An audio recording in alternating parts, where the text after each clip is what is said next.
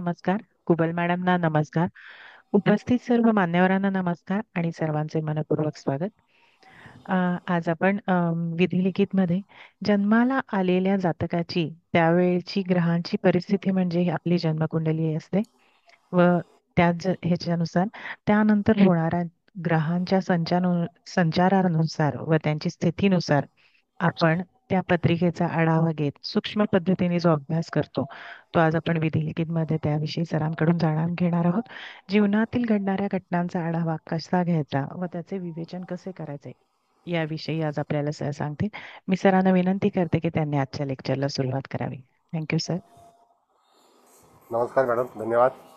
तुम्ही स्वागत केल्याबद्दल पुन्हा एकदा धन्यवाद. आपले सर्व सभासद आहेत त्यांना सुद्धा धन्यवाद. आणि कुबल मॅडम त्यांचं स्वागत आहे. देशमुख मॅडम आहेत, दळवी साहेब आहेत, त्याच्यानंतर हळदणकर मॅडम आहेत, इत्यादी सर्व मान्यवर आहेत, सगळे कुलकर्णी आहेत. त्या सगळ्यांना त्या ठिकाणी धन्यवाद. आता याच्यामध्ये आपल्याला कोण राहून गेलं असेल तर क्षमा असावी. मुख्यतः आपण जी कुंडली पाहणार आहोत तर त्या कुंडलीमध्ये आता मॅडम तारीख लावतील आणि नंतर त्या ठिकाणी तुम्हाला त्याचं वर्णन जे आहे तर आपला क्लास कसा आहे की हा विद्यार्थ्यांचा क्लास आहे की ज्याच्यामध्ये विद्यार्थ्यांना पूर्णपणे चांगलं शिकता यावं, शिकवता यावं, कन्सल्टन्सी करता यावी हा उद्देश आहे. म्हणून प्रत्येक विद्यार्थ्याला इथे बोलण्याची संधी आहे. तुम्हाला जे काही मनात येईल ते तुम्ही सांगू शकता. जसं समजायचं की आपण आपल्या जातकाची पत्रिका वाचत आहोत तरच तुम्हाला तिथे विद्वान म्हणून तुम्हाला हे करता येईल. कारण का की तुमचा अनुभव हा फार मोलाचा आहे आणि त्या ह्याच्यातून तुम्हाला पुढे जाऊन जे कार्य करायचं आहे त्यामध्ये तुम्हाला यश मिळालं पाहिजे हा मुख्य हेतू आहे. तर पुन्हा एकदा सगळ्यांचं स्वागत करतो आणि विषयाला सुरुवात करतो. मॅडम पहिल्यांदा तारीख लावतील त्याच्यानंतर मग मी तुम्हाला त्याचं विवेचन जे आहे ते सांगतो. तर मी तारीख लावली आहे, दिसते का की मी सांगू? हां हां, सांगा सांगा दिसते तुम्ही. मॅडम, दिसते. हा, दिसते. ठीक आहे. 14/10/1964 सकाळी 6:01 जन्म आहे. कोल्हापूरचा जन्म आहे आणि जातक पुरुष आहे.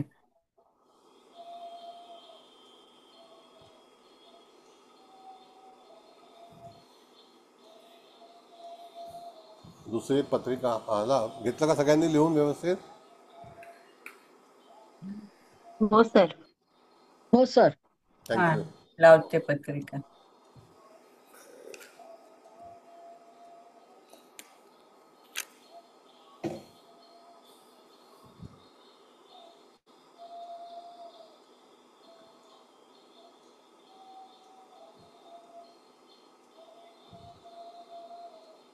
बघा, पत्रिका लावली.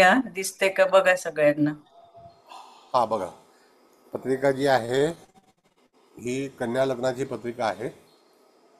लग्नी सूर्य आणि बुधाची युती आहे. लग्नेश लग्नात आहे, सूर्य लग्नात आहे, 12व्या स्थानामध्ये शुक्र आहे सिंह राशीला. त्यानंतर चतुर्थात केतू आहे, दशमात राहू आहे, चंद्र हा मकरेला आहे, शनी कुंभेला आहे, गुरु ऋषभेला आहे आणि मंगळ कर्केला आहे. आता आपण जर पाहिलं तर कन्या लग्नाला स्वतः बुध राजोगकारक ग्रह आहे. आता असं पाहते वेळी तुम्हाला कळलं पाहिजे की जे लग्न असेल, जे कुठलं लग्न असेल त्याचे मित्र ग्रह कशा अवस्थेमध्ये आहेत हा एक पहिला नियम आहे. प्रत्येक वेळेला मी नवीन नवीन सूचना करतो त्या व्यवस्थित समजून घ्या की जेणेकरून आपला जे काही लग्न असेल त्या लग्नामध्ये विराजमान असलेला ग्रह आणि त्याचे मित्र ग्रह हे जे त्याला सपोर्टेड असतात किंवा शुभग्रह. गुरु हा सगळ्यांचाच मित्र आहे, शनीचा सुद्धा मित्रच आहे, सम आहे. मग आता अशा वेळेला तुम्हाला पत्रिका पाहण्याचा जो काही भाग आहे त्याच्यामध्ये चतुर्थात केतू आहे. निश्चितच त्या केतूयुक्त कोणी नाही, पण ती जी रास आहे ती धनु आहे.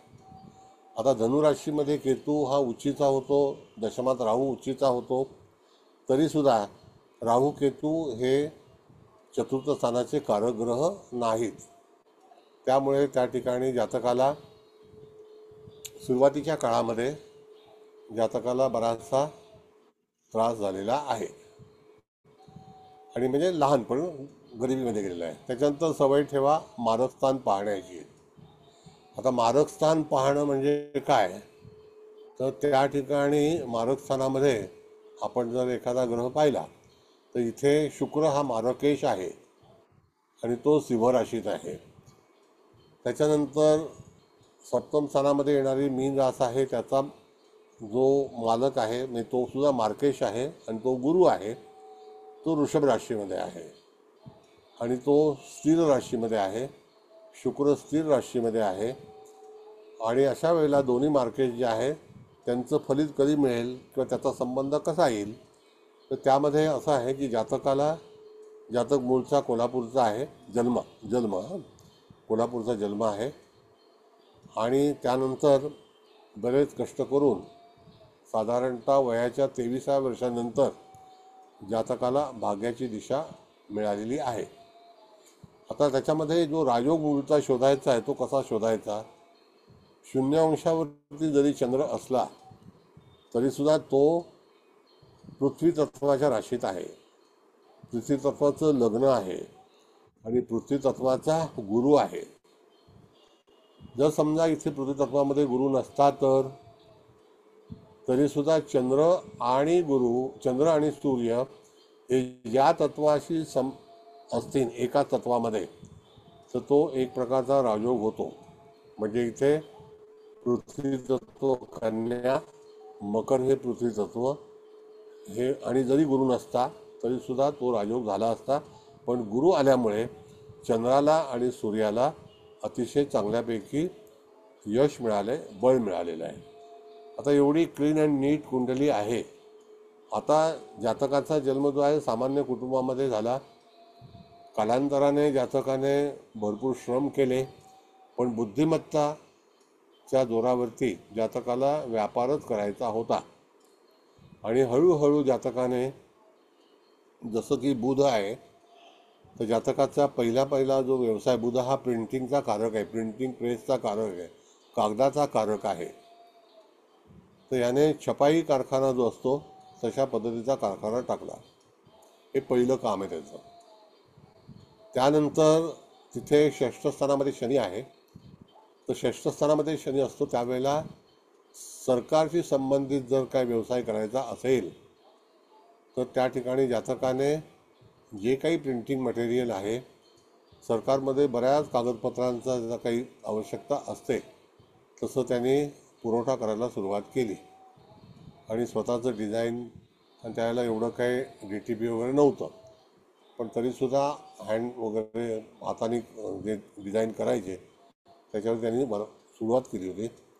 आणि कालांतराने कॉम्प्युटर आले, त्याच्यानंतर त्याने कॉम्प्युटर क्षेत्राशी संबंधित व्यवसाय सुरू केला आणि हा मनुष्य आज अतिशय मोठा व्यापारी म्हणून आहे, महाराष्ट्रीयन आहे आणि त्याला अख्ख्या महाराष्ट्रामध्ये शुगर मिल, जेवढ्या इंडस्ट्रीज आहेत त्या इंडस्ट्रीचं सगळं काम हे सगळं त्या व्यक्तीला मिळतं आणि करोडोचं टर्नओव्हर आहे. म्हणजे माणसाने धंदा कुठला करावा आणि करू नये असं काही नसतं. माणसाकडे बुद्धिमत्ता आणि नशीब ज्या वेळेला येतं त्यावेळेला माणसाला कुठल्याही परिस्थितीमध्ये पैसे कमवण्याची संधी ही निश्चित प्राप्त होते. बुध असा चतुर प्लॅनेट आहे की एक तर तो रवी बुध आदित्य योगामध्ये आहे आणि जातकाने त्याच्या लहान वयापासून धोरण केलं होतं की मला व्यवसायच करायचा आहे आणि तो काम शिकायला म्हणून एका ठिकाणी राहिला होता, काम शिकला. याच्यामध्ये जी भूमिका आहे ती रवीची, बुधाची आणि गुरुची ही महत्त्वाची भूमिका आहे. जे काही कष्ट झालेले आहेत ते मंगळामुळे, मंगळाची दृष्टी धनस्थानामध्ये आहे. घरच्यांचा कुठल्याही तऱ्हेचा पाठिंबा नसता जातकाने, जसं मी तुम्हाला नेहमी सांगतो की मिथुन आणि कन्या राशीमध्ये कोणते ग्रह आहेत हे पहा. तसं मिथुन राशीमध्ये राहू आहे आणि कन्या राशीमध्ये बुध आणि सूर्य आहे. मग तशाच प्रकारे त्या ठिकाणी त्या जातकाने व्यवसायाला पहिलं प्राधान्य दिलं आणि मकर रास असल्यामुळे सरकारी क्षेत्राशी संबंधित असणाऱ्या ज्या काही कंपन्या होत्या त्यांच्याशी हे केलं, टायअप केलं आणि जेवढ्या महानगरपालिका आहेत, जेवढ्या ग्रामपंचायत आहे, त्यांना हाताशी धरून त्याने असा भरपूर मोठ्या प्रमाणामध्ये आपला स्वतःचा लिगल बिझनेस, कुठल्याही तऱ्हेचं इलिगल नाही. आता ही अशी ग्रहस्थिती असल्यानंतर हा जातक साधारणतः 1,000 कोटी रुपयाचा मालक आहे आणि टर्नओव्हर त्याच्या पलीकडचा आहे. म्हणजे ग्रहस्थिती कशी असेल, निश्चितच त्या ह्याच्यामध्ये शुक्र आणि शनीचा समसप्तक आहे. षष्ठात शनी असल्यानंतर माणसाला कर्ज घ्यावं लागतं. तसं याने कर्ज पण घेतलेलं आहे, काही न्यायालयीन खटल्यांना पण सामोरं गेलेलं आहे. पण सरकारपासून जे काही हे लागतं, फायदा होतो, तो त्या शनीने त्याला मिळवून दिला. आणि शनी जो आहे तो वृश्चिक नवमाशामध्ये आहे आणि वृश्चिक नवमास जो आहे धनिष्ठा नक्षत्राचं 4थ चरण. मग अशा ह्याच्यामध्ये पूर्णांशामध्ये आहे. तर त्या ठिकाणी सरकारशी संबंधित असणारं कार्य जर एखाद्या व्यक्तीला करायचं असेल तर सरकारमध्ये जे काही पैसे आहेत ते भरपूर पैसे असतात, जे तुम्हाला प्रायव्हेटमध्ये मिळत नाही, पण सरकारी कामात चांगल्यापैकी पैसे मिळू शकतात. तर अशा तऱ्हेची ही पत्रिका आहे. आणि त्या मंगळाला त्या ठिकाणी कुठल्याही ग्रहाची दृष्टी आहे का पहा, किंवा कुयोग झालेला आहे का पहा. चंद्र आणि मंगळ समसप्तक योगात आहेत. शुक्र हा एकटा आहे, त्याच्या समोर समसप्तक योगात शनी आहे. म्हणून जातक जो आहे तो त्या ह्याच्यामध्ये एक कंट्रोलमध्ये आहे आणि तो धनेश आहे. बरेच पैसे खर्च केले, बरेच पैसे कमवले आणि जातकाची आर्थिक स्थिती जी आहे, मान सन्मान आहे, समाजामध्ये अतिशय चांगलं नाव आहे. त्याला कारण लग्न गुरुदृष्ट असल्यामुळे. तर प्रत्येक राशीला एक महत्त्व असतं, कारण कन्या राशी व्यापाराच्या मध्ये तुम्हाला मान्य करते का, स्वीकारते का, तसं ह्या व्यक्तीला आपल्या जीवनामध्ये जिथे व्यवसाय आहे, कॉर्पोरेट आहे, त्या ठिकाणी जातकाने भरपूर प्रमाणामध्ये चांगलं व्यक्तिमत्व असल्यामुळे तिथे कामं पण भरपूर केली आहेत. कुठल्याही तऱ्हेची चुकीची वागणूक नाही. आणि अशा तऱ्हेची ही सफलताकारक पत्रिका आहे, ज्याच्यामध्ये पहिला योग लग्न शुद्ध आहे. त्याच्यानंतर लग्नावरती गुरुची दृष्टी आहे. लग्न शुद्ध असेल त्यावेळेला त्या ठिकाणी बऱ्याच गोष्टी ज्या आहेत त्या आपण सहज करू शकतो. जातकाच्या जीवनामध्ये जेव्हा अडथळे निर्माण होतात त्यावेळेला लग्न जर दूषित झालं असेल, म्हणजे अशुद्ध असेल, काही वेळेला कधी राहू केतू हे चुकीचे ग्रह येतात, त्या दरम्यान त्या ठिकाणी जातकाला बराच संघर्ष करावा लागतो. मंगळसुद्धा असा पापग्रह आहे, तो सुद्धा जातकाच्या जीवनामध्ये संघर्ष करायला लावतो, नाही लावत असं नाही. मग तशाच परिस्थितीमध्ये घरचा पाठिंबा नव्हता आणि त्या ह्याच्यातून त्या जातकाने अतिशय आपल्या समाजामध्ये उत्तम कार्य करून नाव कमावलेलं आहे आणि मराठी मनुष्य असून फार मोठा व्यापारी कार्य करणारा आहे. तर त्याला कारण म्हणजे पत्रिका ही तुमच्या समोर आहे. तुम्हाला आता भरपूर पत्रिका वाचता यायला लागल्या आणि त्या ह्याच्यामध्ये तुमचा अनुभव आता पण वाढत चाललेला आहे. तर अशीच प्रगती करा आणि त्याच्यामध्ये चांगलं यश मिळवा. कळलं? बोला. आता पत्रिका नाही कळली असेल तर विचारा. काही प्रश्न असतील तुमचे स्वतःचे असतील, काही कळलं नसेल, किंवा काही अशा गोष्टी असतात की माणसाला काही वेळेला आपल्या डोक्यामध्ये जात नाहीत. पण पत्रिका केंद्र आणि त्रिकोण स्थानाशी संबंधित ही पत्रिका आहे. केंद्र आणि त्रिकोणामध्ये जे ग्रह आहेत ते लग्नामध्ये बसलेल्या रवीच्या संबंधात ते त्याचे मित्र आहेत. म्हणजे रवीचा मित्र चंद्र आहे, रवीचा मित्र गुरु आहे. मग असा हा जो त्रिकोण आहे, तसं बुध हा कोणाबरोबरही ॲडजस्ट होऊ शकतो. फक्त राहू केतूच्या संबंधात येऊ नये, कारण तिथे त्याला त्रास होतो. पण तिथे रवियुक्त असल्यामुळे आता एक भूमिका तुम्हाला सांगतो की तुम्ही जेव्हा अस्ताच्या बद्दल बोलता तर थोडं थोडं मी क्लिअर करतो की अस्त ही भूमिका डोक्यातून काढून टाका. ग्रह हा जेव्हा सूर्यासोबत चालतो त्यावेळेला तो त्याचं अस्तित्व असतं. आणि असे काही काही ग्रह असतं. आता मला असं वाटतं वर्षातून साधारणतः 4-5 महिने तर बुध रवियुक्तच असतो किंवा एक राशांतर योगामध्ये असतो. मग त्यावेळेला त्या बुधाला बळ नाही का? प्रत्येक मनुष्य बुद्धीने जन्माला येतो, काम करतो. मग त्या अस्तग्रहाला आपण म्हणू की शुक्र अस्त झाला आहे, तर तसं बिलकुल समजू नका. फक्त युती ही कोणाशी चांगली आहे त्याच्यावरती त्या ठिकाणी ती ॲडजस्ट होऊ शकते का याच्यावरती फलादेश तुम्हाला करता आला पाहिजे. कारण का की युती ही दोन चुकीच्या ग्रहांची असेल. जसं आपण परवा पत्रिका पाहिली याच्यामध्ये शनी मंगळाची शुक्र मंगळाची युती होती, पण ते शिवलग्नाला होती. कारण शिवलग्नाला ती परमिटेड आहे म्हणून तिथे तो त्रास होणार नाही. पण इतर लग्नाला शुक्र मंगळाची युती, शनी मंगळाची युती ही हानिकारक होऊ शकते. मग तशाच वेळेला ह्या इथे समसप्तक जो आहे चंद्र आणि मंगळाचा, त्यामध्ये जातकाला जे काही धाडसाने काम करण्याची स्फूर्ती ही कोणी दिली तर मंगळाने दिलेली आहे. मंगळाची दृष्टी धनस्थानात आहे, कुटुंबाशी वाद झाला भरपूर. त्याच्यानंतर मंगळाची जी षडाष्टक आहे तो शनीशी आहे. मग त्या ठिकाणी शनी हा षष्ठेश आहे, म्हणून बऱ्याच वेळेला कोर्ट कचेरी वगैरे किंवा काही टेंडर्स वगैरेच्या बाबतीमध्ये सरकारमध्ये त्याची तिथे पैसे वाया गेले किंवा त्रास झाला. अशा त्याचा हा मंगळ एक तर निचेचा आहे आणि त्याच्यातून तो लाभस्थानाचा कारकग्रह नाही आहे, म्हणून त्या ठिकाणी एक तर तो शनीच्या षडाष्टक योगात आहे.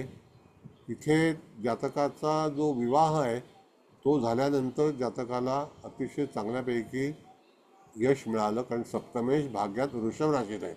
वृषभ रास ही शुभरास आहे. जरी तो गुरु पापांशामध्ये असला तरी तर त्या ठिकाणी तुम्हाला जर पापांशामध्ये बघितलं तर नवमाशामध्ये सुद्धा चंद्रसुद्धा पापांशामध्ये असण्याची शक्यता आहे. तर त्या दोघांची युती पण असू शकते. होय हो सर, बरोबर सर. ना? आहे आहे. हो हो हां, हे ऑब्झर्वेशन ठेवा. मग ती युती कशी झाली? एक इकडून आला, एक तिकडून आलाय. आणि तुम्हाला हो कल्पना आहे की व्यवसायामध्ये काम करायचं आहे तर थोडं वेळवाकडं वागायला लागतंच माणसाला. कळलं का? मग तसं ह्या व्यक्तीने जे काही यश मिळवले हे तुमच्या समोर ठेवलेलं आहे. तर ते यश कशामुळे झालं तर पत्रिका ही कशा रीतीने बलवान झाली त्याला फार महत्त्व आहे.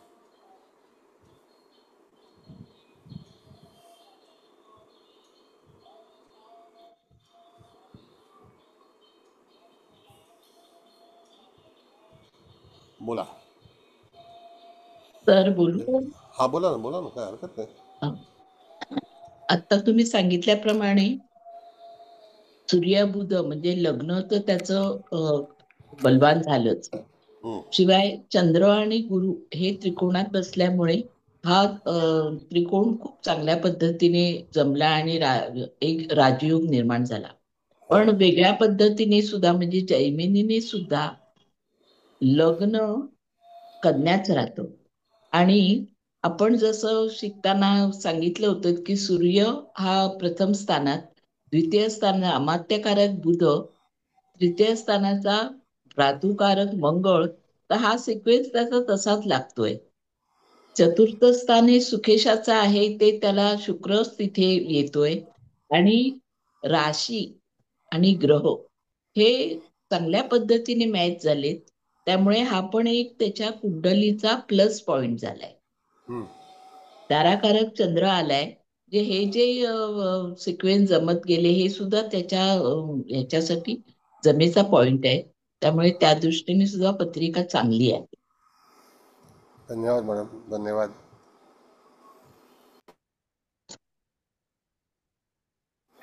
आणखी कोणाला काही बोलायचं आहे? बघा, आता असं तुम्हाला मी सांगतोय की आपण छायाग्रह शिकलेलो आहोत. हो. हो छायाग्रहाचं एक मी तुम्हाला तत्व सांगतो. किती झालं तर कधीही 2 छायाग्रहांचा फलादेश करण्याचा प्रयत्न करू नये. छायाग्रह ही सिस्टमच दक्षिण भारतातली आहे. त्याची एक स्पेशल कुंडली बनवली जाते आणि त्याच्यावरती त्यांना जे काही स्थानं मिळालेली असतात, कधी कधी एक एक जे छायाग्रह आहेत ते दोन दोन ग्रह एकत्र येऊ शकतात आणि ते रेखांतरामधले आहेत. म्हणून त्या ठिकाणी छायाग्रह पाहून तुम्ही मांदी इथे पडली आहे, मांदी तिथे पडली आहे, गुलिक इथे पडलेला आहे, तर तसं करून फलादेश देण्याचा प्रयत्न करू नका. फलादेश चुकेल. कारण मांदी गुलिक आहेत, नो डाऊट. त्याच्यामध्ये यमगंट पण बघितला पाहिजे, तुम्हाला इंद्रचाप पण बघितला पाहिजे. तर हे सगळे 11च्या 11 जे छायाग्रह आहेत त्याचं बेरीज करून ती एक स्वतंत्र पत्रिका बनवा. आणि स्वतंत्र पत्रिकेवरती फक्त छायाग्रहांचंच फलित मिळतं का, तर अशी पद्धती जी आहे ती दक्षिण भारतामध्ये वापरली जाते. आपल्याकडे काय झालं, सॉफ्टवेअर बनवणाऱ्यांनी त्या ठिकाणी फक्त गुलिक आणि मांदीच टाकली आणि स्पेशली हा भाग जो आहे तो डोंबिवलीकरांच्याकडे जास्ती आला शास्त्री परीक्षेसाठी. जे कुंडलीची छाया काय ते हे आहे भाषा, त्याच्यामध्ये याचं वर्णन जास्ती आलं आहे. पण आत्तापर्यंत छायाग्रह कसे बनवायचे त्याचा फलादेश गणित आणि त्याचा फलादेश हा कुठल्याही पुस्तकाचा संदर्भ दिलेला नाही, पण तो असेल. एनिवे, पण मी तुम्हाला एक सूचना केली की उगाच आपलं भविष्य चुकायला नको, तर त्याच्यामध्ये असं कुठल्याही तऱ्हेचं हे घुसू नका. हे जे 7 प्लॅनेट आहेत, 9 ग्रह आहेत, त्या 9 ग्रहांमधूनच जीवनभर जातकाला फलादेश मिळतो. गेल्या वेळेच्या व्याख्यानामध्ये सांगितलं होतं की हर्षल आणि नेपच्यूनबद्दल, तर नक्कीच हर्षल आणि नेपच्यून हे आपल्याला पाहता येतात, आकाशात आहेत, त्याचा परिणाम निश्चित होतो, नाही होत असं नाही. पण छायाग्रह हे स्वतंत्र परिचय आणि विभाग आहे, हे लक्षात ठेवावं. होय सर.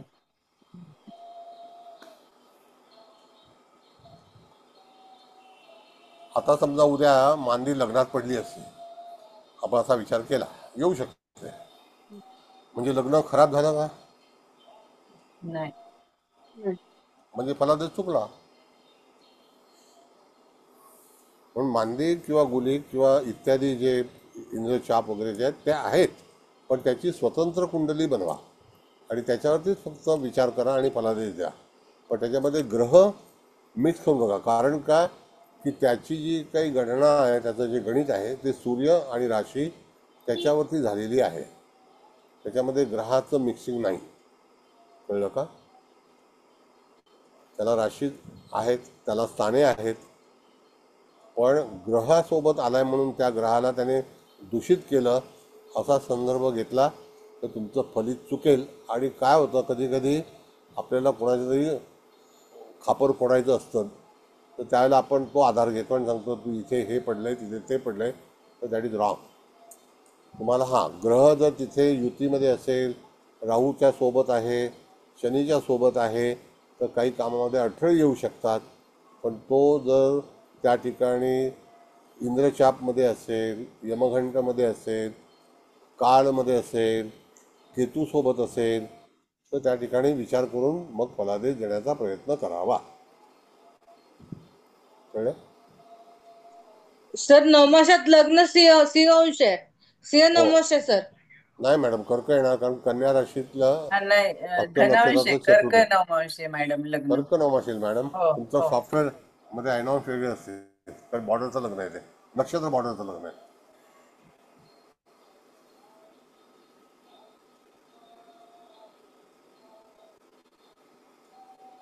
बघा, लग्न 20 अंशाचं लग्न आहे. सर्कस आहे सर. कर्क नवमाश आहे. कर्कच येते ना. हस्त 4. ते 23-20ला लक्षात घ्या, कन्या राशीमध्ये 23-20ला चित्रा नक्षत्र सुरू होतं, म्हणजे 3 अंशाचा फरक पडला. लावू काय सर मी नवमांश हा, मध्ये? लावा ना, लावा लावा लावा, काय हरकत हे नाही. हस्त चौथं चरण आहे ना. होय, येस, हस्त नक्षत्राचं चतुर्थ चरण आहे. बघायला सर लावली. सर मी बोलू. हा, बोला ना. हा सर, नवमांशामध्ये शनी आणि मंगळाचा परिवर्तन योग झाला, तर याचं फलित कसं सांगावं लागेल? नाही, आता बघा, नवमाशामध्ये परिवर्तन मी मला पहिलं सांगतो की हम्म. शनी हा वृश्चिक नवमाशामध्ये आहे, म्हणजे क्रूरांशामध्ये आहे. हो. तर क्रूरांशाचं फलित तुम्हाला द्यावंच लागेल आणि त्याला ते मिळेलच, हे ठरलेलं आहे. बर. कळलं का? हा. मंगळ हा नवमाशामध्ये कुठे विराजमान आहे, कोणत्या ह्याच्यामध्ये आहे, तर त्या अष्टमात आहे. अष्टमात आहे. नाही नाही, अष्टम स्थान नवमाशात नाही.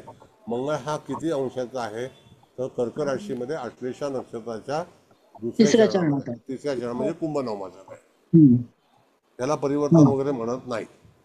अच्छा, तसं पकडायचं नाही, फक्त मूळ बिलकुल नाही. कुंडलीतच पकडायचं. नाही, आता जेव्हा तुम्ही सूक्ष्मांश वापरणार आहात, हा. तर त्यावेळेला तिथे तो अन्योन्य योग झालाय नवमाशामध्ये वगैरे वगैरे नाही. मूळ अच्छा, कुंडलीमध्ये अन्योन्य योग होऊ शकतो.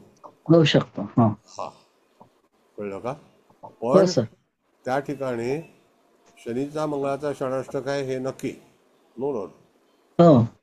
पण नवमाशामध्ये पर्टिक्युलर कुठल्या स्लॉटमध्ये आहे, मग एकदा तुम्ही सांगाल पुष्कर नवमाशामध्ये आहे, मग नंतर तो शनीच्या नवमाशामध्ये आहे, मग तो हम्म. सूक्ष्मांश खराब आहे, इथे क्रूरांश आहे, पापांश आहे, 100% आहे. हम्म. हो. मग ती फळं जी आहेत ती जातकाला समोरून मिळतील किंवा जातक स्वतः करेल, दोन्ही गोष्टी आहेत मॅडम. ओके. हां, दोन्ही गोष्टी होऊ शकतात, नाही होऊ शकणार असं नाही. मंगळ क्रोधांश आहे सर. हो. केतू पण आहे तसं ह्याच्यात.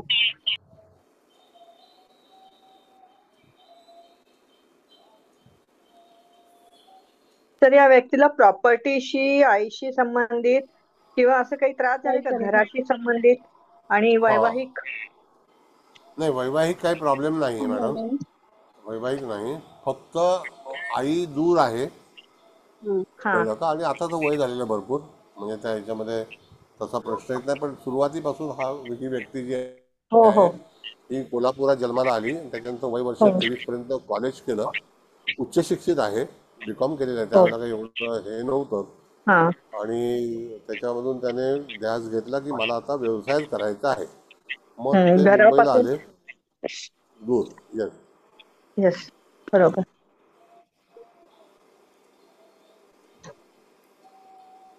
सर मी चांगल्या बोलू का? कुटुंबातील आहे.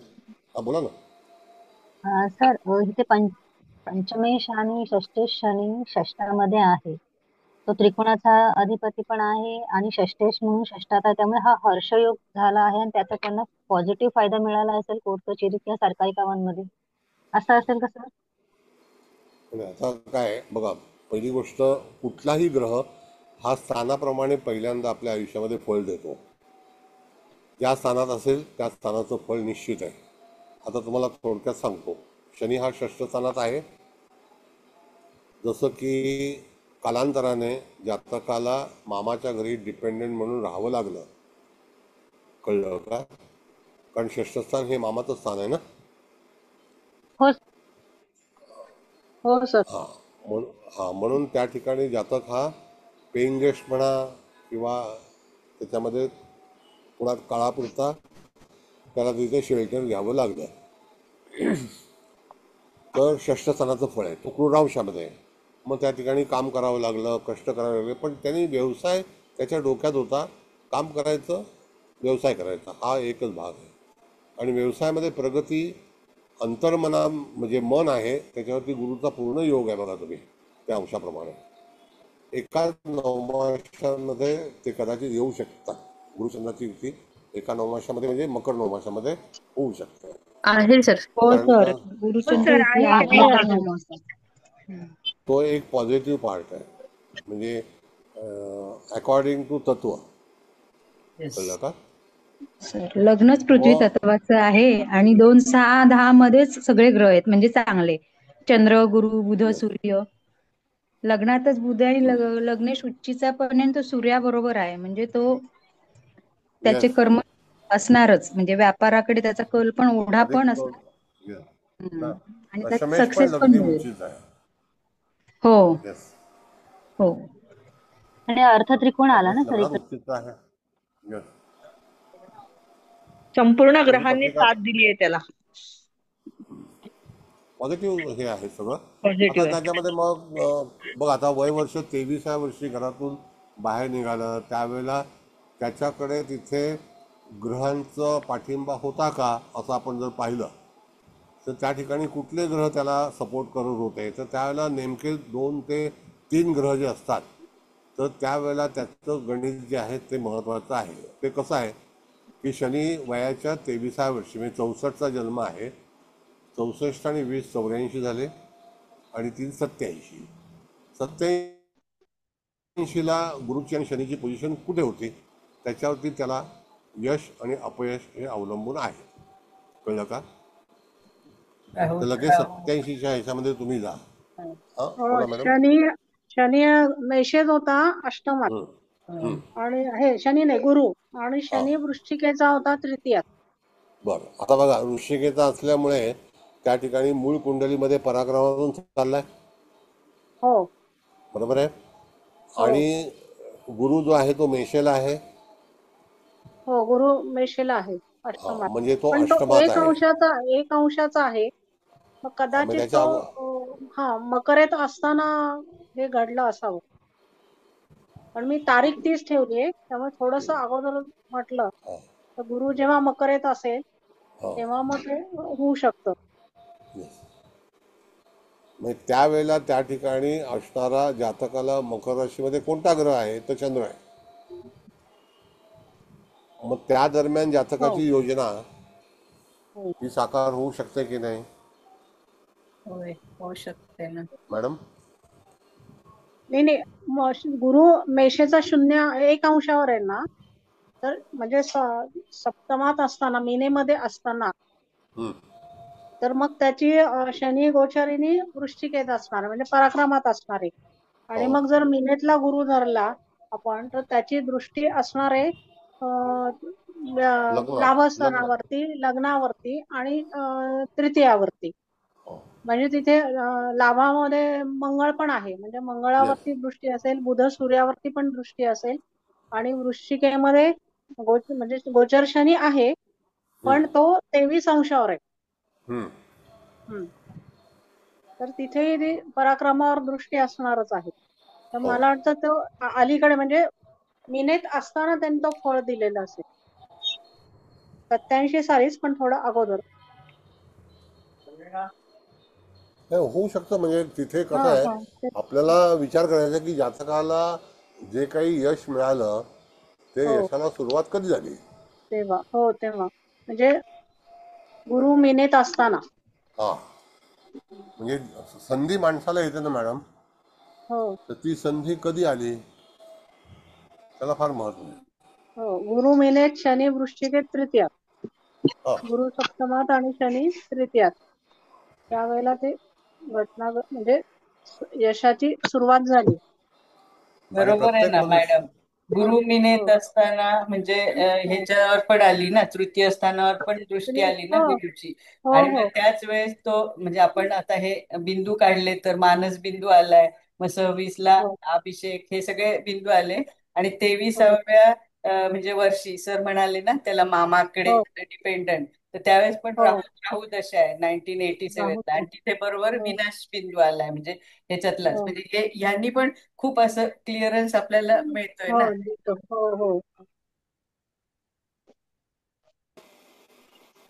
आता तसं घरचं जी स्थिती आहे म्हणजे चतुर्थात केतू असल्यामुळे एवढी काही खास अवस्था नाही. पण कसं असतं की पूर्वीच्या काळामध्ये 4-5 भावंड, त्यांचा संसार, आई वडिलांचे कष्ट, पैशाला कमतरता, हा सगळा प्रश्न आहे. पण एखादा मनुष्य असा जन्माला येतो की तो सगळं रिकवर करतो आणि नंतर त्यांना सुखामध्ये घेऊन जातो. कारण कन्या लग्न आणि लग्नी बुध ह्याच्यामध्ये चतुराई भरपूर आहे.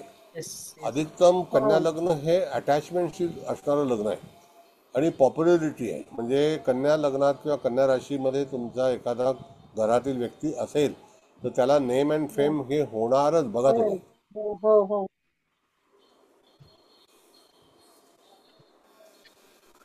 त्याला नेम अँड फेम होणार, त्यात काही वाद नाही.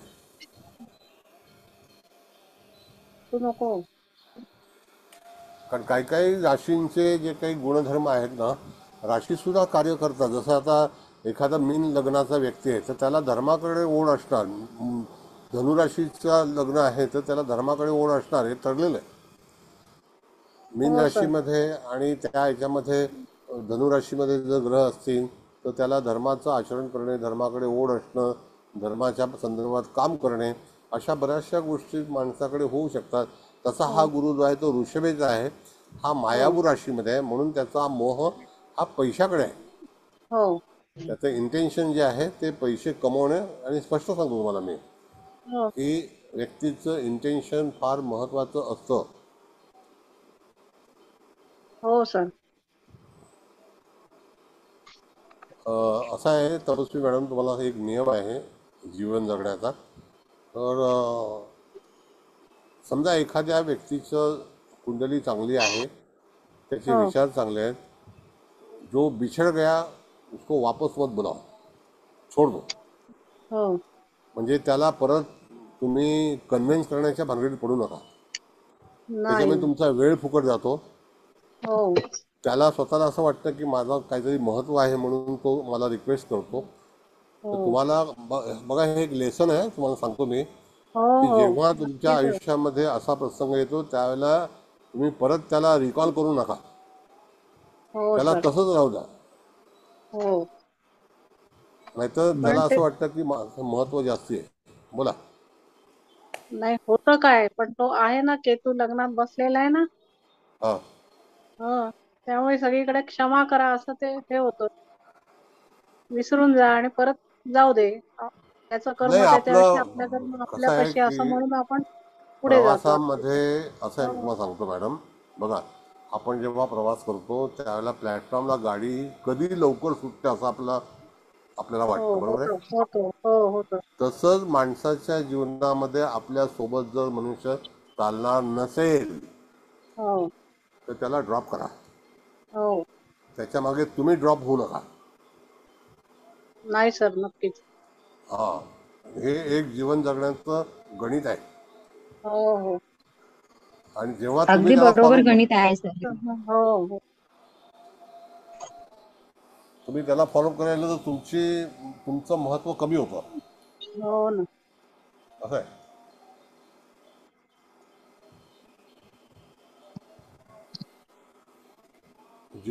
जीवनामध्ये काही यश मिळवायचं असेल ना, त्यावेळेला मेथड असं आहे जीवन जगण्याचं.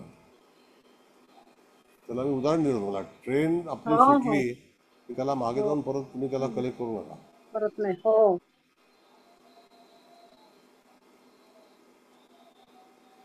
सर, हा, इथे बोला. आता शनी मंगळाचा षडाष्टक योग पण आहे आणि मंगळाची शनीवर 8वी दृष्टी पण आहे. बरोबर आहे, बरोबर, अगदी खरं ह्याचा आहे. फलादेश कसा? हा, याचा असा भाग आहे की कुयोग करणारा कोण आहे, तर मंगळ आहे. हे हो ठाम आहे. हो शनी त्याला त्रास द्यायला जाणार नाही. नाही. पण मंगळ हा शत्रुत्व करणार आहे. तर मंगळ कोण आहे, तर मंगळ पराक्रमेश आहे, हो नाही का. मंगळ हो अष्टमेश आहे. हो तर ह्या दोन स्थानासंदर्भात जातकाला मंगळ स्वतःहून त्रास देण्यासाठी तयार होईल. एक तर शनीची दृष्टी अष्टमावर आहे, हो मंगळाच्या राशीवरती आहे. 10वी दृष्टी वृश्चिक राशीवरती आहे, तिथे ती मंगळाचीच रास आहे. हो कन्या लग्नाला बघा तुम्ही. हो सर. म्हणजे त्या ठिकाणी मंगळ जर त्याला त्रास देतोय तर तो त्रास त्याला झेलावा लागेल, सोसावा निश्चितच लागेल. पण शनी त्याला त्रास देणार नाही, तो त्याचं काम करत राहील. अच्छा. पण त्रास होणार एवढं नक्की. म्हणजे स्वराशीचा शनी आहे म्हणून तो त्रास देणार नाही असं आपण म्हणू शकतो. नाही नाही, असं काही नाही. असं काही नाही का? कुयोग कोण करतोय, तर मंगळ करतोय. मंगळ शनी करतो. जरा हो हे जरा मध्ये सांभाव. काय असं करतो तुम्ही, असं करू नका. हे ब्ल्यू बी. हां, कसं आहे मॅडम की मंगळ हो हा क्रिएट करतो ना. दृष्टी कोणाची आहे, मंगळाची आहे. मंगळ शनीची आहे का, नाही आहे. नाही. शनी एका जागेवरती बसून आहे, मंगळ त्याच्यामध्ये काही ना काहीतरी भानगडी पुरा उपस्थित करतो. हा भानगडी उपस्थित करेल. बरोबर आहे हा, सर. मग तसा मंगळाचा त्रास हा ग्राह्य आहे. म्हणजे तो ग्राह्य म्हणजे तो होणारच आहे, ग्रहणी इन द होणारच आहे. सेन्स होणारच आहे. इथे मग पत्रिका समोर आल्यानंतर तुम्ही म्हणताय त्याप्रमाणे निश्चित जातकाला मंगळापासून तिथे त्याला त्रास सहन करावा लागेलच. मग मंगळ कोण असेल तर तो भ्राता असेल. हो एखादा भाऊ सुद्धा एका भावाला त्रास देण्याची शक्यता असू शकते. हो भ्रातृकार सर. इथे म्हणजे इथे त्याचं पण रिलेशन हं. येस बोला सर. त्याचं रिलेशन म्हणजे काय की मंगळाचं नातं कोणतं आहे तर भ्राता, शत्रू, जात आहे. शत्रू, कॉम्पिटिटर, हो विघ्न करणारा, अडचणी आणणारा, ह्या हो सर. गोष्टी त्याच्या जीवनामध्ये घडणारच आणि घडल्या. अच्छा.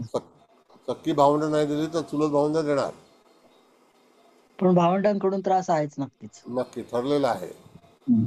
पण तो त्रास कोणाला होईल हे पण लक्षात घ्या. हम्म. यदा कदाचित त्याचा जो मामाचा मुलगा असेल, मामाच्या घरात शनी आहे ना, हो Yes. तो त्याचा भाऊ झाला की नाही, हं. हो तो पण त्रास देण्याची शक्यता आहे. अच्छा. त्याच्यामुळे पण जातकाला लॉजिक तुम्हाला असंच लावलं पाहिजे असंच मॅडम. ना. तर हा ऐका ना सर, एक मिनिट. इथे मला एक थोडस विचारावं, बोलू का मी मध्ये? बोला ना. हा. तर म्हणजे ते मंगळ तर आहे भ्राताकारक, ऍक्च्युअली ह्या पत्रिकेत पण आहे. पण जसं मंगळाची दृष्टी शनीवर 8वी आहे, हा, पण तशी शनीची पण मंगळाच्या राशीवर म्हणजे मेषेवर आहे, हा, येस, आणि आणि वृश्चिकेला पण आहे. याच्यावर वृश्चिकेवर, म्हणजे म्हणून हा मंगळ भ्राताकारक म्हणून त्याला भावंडांकडनं त्रास होईल असं पण म्हणायचंय का? हो मी सांगतो जी पॉलिसी मी शनीची पॉलिसी सांगतो तुम्हाला. Yes yes yes. What is the policy of Saturn, okay. You must remember. शनीचं म्हणणं असं असतं, शनी महाराज काय म्हणतात, तू मला त्रास दे, मी तुला सोडत नाही, कारण माझ्या दृष्टीने मी तुला साफ करेन. कशी? बरोबर. तर त्या मेषेवरती आणि वृश्चिकेवरती माझी नजर आहे. हम्म. तू कधी एकदा सापडतो मला, कॉर्नर करून मग मारायचं. येस. हा हा आलं म्हणजे लक्षात सर. फुटबॉल आणि हॉकी खेळताना जसा खेळ असतो हो हो तसं शनीचं काम आहे. तो कधी कॉर्नर करेल. तो हम्म, जरी त्या म्हणून मंगळाचा मनुष्य कधी कधी चुकतो आणि मग शनी नंतर उगवतो आणि नंतर त्यावेळेला त्याला सहन करता येत नाही. मग ते वेदना ज्या आहेत त्या मंगळाला होतात, शनीला वेदना होत नाही. हा बरोबर हे आहे पण सर. वाक्य लक्षात ठेवा. हो तर सर सर मंगळाच्या बरोबर आहे. जागी समजा गुरु असता तर मग काय आपण नाही फलादेश केला मग असता? मग तिथे म्हणजे त्यांचं जे मग नातं जे आहे ना ते हा हा शत्रुत्व नाहीये ना, दे आर मित्रग्रह आहेत, सिमिलर. मित्रग्रह आहेत. हा, सिमिलर समग्र हा. आहेत, न्यूट्रल हा आहेत. हम्म. हो. नाही, गुरुचं म्हणजे म्हणजे कसं हे आहे, लग्न आहे, हे लग्न आहे म्हणून असं नाही की समजा वृषभ लग्न आहे किंवा मग तूळ लग्न आहे, हो हो त्याच्यामध्ये हो स्थानाचा अधिपती गुरु होतो ना. मग समजा येस. गुरु असेल असा तर मग आपण काय फळ समजायची? मग कोणाकडून त्रास? मग गुरु म्हणजे गुरुकडूनच त्रास असा नाही म्हणू शकत नाही नाही ना आपण. नाही ऐका जे ऐका, वरिष्ठ हा हा हा बोला. गुरुचं जे काही हे आहे ना ते असं आहे की ना काहूसे दोस्ती ना काहूसे बैर, ना कोणाशी मैत्री ना कोणाशी वैर. गुरुचा मनुष्य वैर करत नाही. आता राहिला भाग काय की जर समजा गुरु शनीची युती ही जेव्हा होते तर तुम्ही अनेक पत्रिका पहा, त्या ठिकाणी त्या जातकाला भरभराट ही निश्चित असते. गुरु जर योग करत असेल, सुयोग, तर शनीची पण भरभराट होते. गुरु जर कुयोग करत असेल तर शनीची अधोगती होते. हे पण तेवढंच आहे. म्हणजे गती जो आहे ज्याला आपण म्हणतो प्रॉस्पेरिटी, प्रगती, ही गुरुकडेच आहे. तो जेव्हा सहाय्य करेल, सपोर्ट करेल, त्यावेळेला शनी निश्चितच त्याचा सपोर्ट घेईल, कारण तो भाग्यविधाता आहे. गुरु हा भाग्यविधाता आहे आणि तो चांगला असणं, चांगल्या अवस्थेत असणं आवश्यक आहे. कळलं का?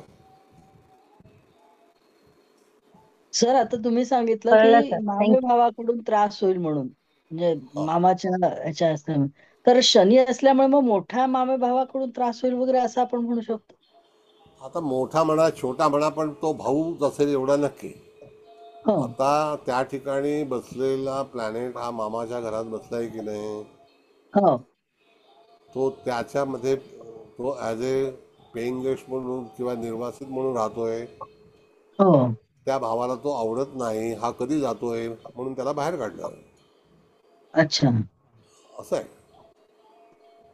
पण शनी महाराजांचं कॅल्क्युलेशन असं आहे की थांब, मी येणार आहे तुझ्या राशीला, बरोबर आहे. तेव्हा तुला दाखवतो. शनीची स्लो मुवमेंट आहे. हो कळलं का? हो सर. म्हणून प्लॅनेटचे जे काही अधिकार किंवा त्याचे जे काही गणित आहेत ती तुम्हाला समजली पाहिजे किंवा त्याचा फलादेश कळला पाहिजे की तो अशा रीतीने वागणार. पहिला प्रत्येक ग्रहाचं वागणं तुम्हाला माहिती असायला हवं. जी गोष्ट गुरुपासून मिळणार आहे ती शनीपासून अपेक्षित नाही. जी चंद्रापासून मिळणार आहे त्या सगळ्यांना एक एक अधिकार भगवंताने दिलेले आहेत की तू तेच देऊ शकतो, तू हेच देऊ शकतो, त्याच्या पलीकडे देऊ शकत नाही. कळलं का? हो सर, खूप छान सांगितलं सर. प्रत्येक ग्रहाला जी काही अथॉरिटी आहे ती अथॉरिटी आपल्याला माहिती असायला हवी. मॅडम स्क्रीन काढता का तुम्ही? अगदी बरोबर सर, खूप छान सांगितलं सर. Thank you sir. प्रत्येक ग्रहाला एक अथॉरिटी आहे, ते तो देऊ शकेल. आता जसं मी तुम्हाला सांगतो, लाल किताबमध्ये असं आहे की त्या ठिकाणी शनी हा राहूला बळीचा बकरा बनवतो, कारण राहू हा कॅपेबल आहे. मग शनी राहूची मैत्री आहे, मग त्याची जबाबदारी कोण घेतं? तर राहू घेतो. शनी राहूची युती असेल एखाद्या व्यक्तीच्या पत्रिकेमध्ये तर बळीचा बकरा कोण होणार? तर राहू होणार. चंद्र शुक्राची युती असेल तर बळीचा बकरा चंद्र होणार. असं म्हणजे चंद्राचा बळी जातो आणि कोणाला पोहोचते तर चंद्राला पोहोचते. आता लाल किताब मी सुरू करणार आहे. हो सर, करा. नक्की नक्की. म्हणजे प्रत्येकाचे नियम जे आहेत ते नियम तुम्ही जर लावले, प्रत्येक ग्रहाचे अधिकार, प्रत्येक ग्रहाची शक्ती, प्रत्येक राशीची शक्ती, त्या राशीचा अधिपती तो कितव्या योगात आहे, त्याच्यापासून तो कितवा आहे, या सगळ्या गोष्टी पाहायला पाहिजेत. मंगळ कर्केचा आहे, त्याचे अधिकार कमी आहेत. कर्क राशी त्याची नीच आहे, स्थान पण चुकीचं आहे. मग तो त्या ठिकाणी यशस्वी होईल का? तो कोण आहे? तो भाऊ आहे. म्हणजे भावाचं यश डिपेंड आहे. बरोबर आहे.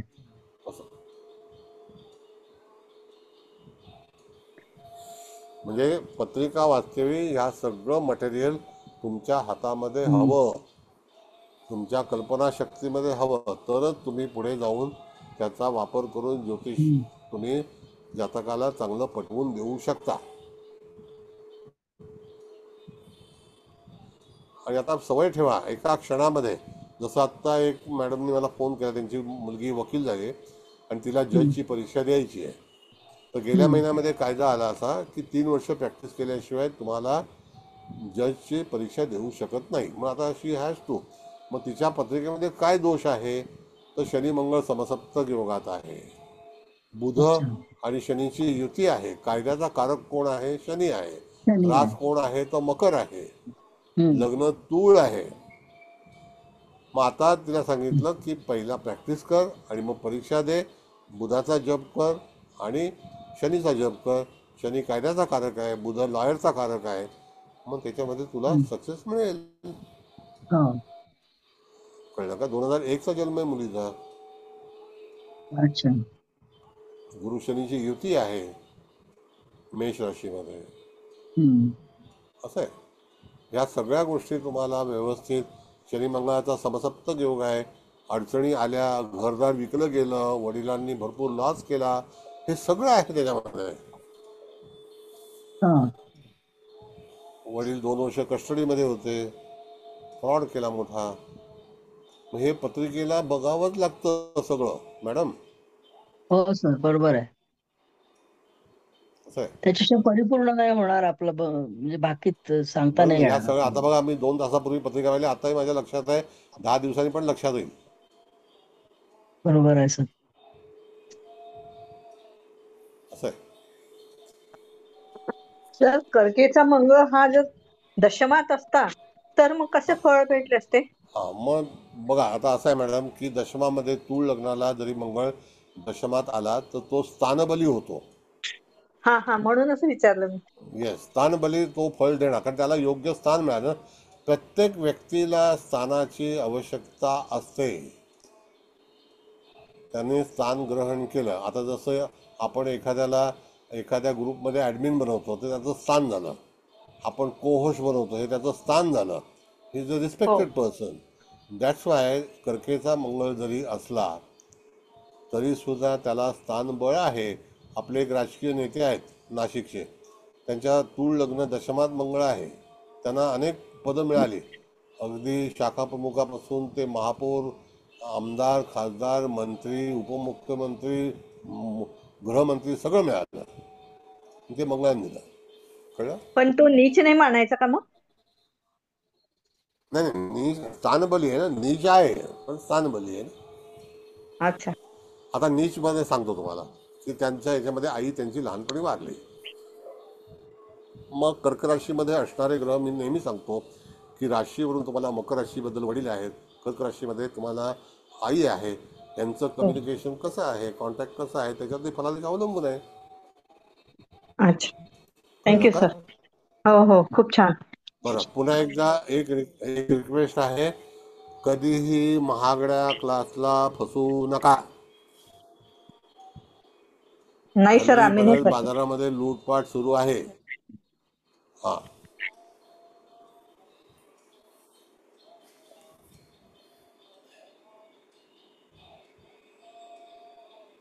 बोला आणखी. सर तुमचा क्लास सोडून जाणारच नाही कोणी एकदा जॉईन झाल्यावर. नाही तसं नाही. अहो काय माहिती आहे का मॅडम, काय माहिती आहे, लोक फोन करतात एकमेकाला की आमच्याकडे या, आम्ही तुम्हाला हे शिकवू, मी हे शिकवणार आहे, ते शिकवणार आहे, आणि लोकांना आमिष दाखवतात. आणि एक लक्षात घ्या, जी व्यक्ती म्हणजे कुठल्याही, नॉट ओन्ली ॲस्ट्रॉलॉजी, जी व्यक्ती तुम्हाला आमिष दाखवते ना, मग ते तांदूळ विकायचं असो का वाण्याचं दुकान असो का कपड्याचं दुकान असो, तो स्कीम दाखवतो तुम्हाला, तर समजायचं की आपली पुढे जाऊन फसवणूक होणार आहे. आता मी काही स्कीमवरती काम करत नाही, मी डायरेक्ट 100% फ्री. कळलं? There is no scheme. 100% free is a scheme.